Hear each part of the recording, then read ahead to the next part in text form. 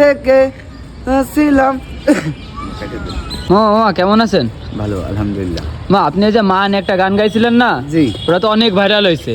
তাই? তা আমি আজকে তো বাদাম খাইতে আসিনি, আমি আজকে আপনার মুখ থেকে মা নিয়ে আরেকটা গান শোনার জন্য আসছি।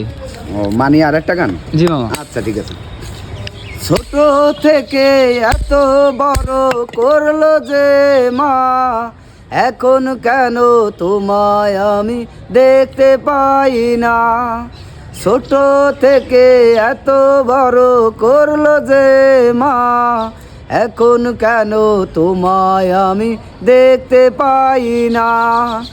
এত বড় হয়েছি মা তোমার আদর পেয়ে, তুমি সারা এখন আমায় আদর করবে কে।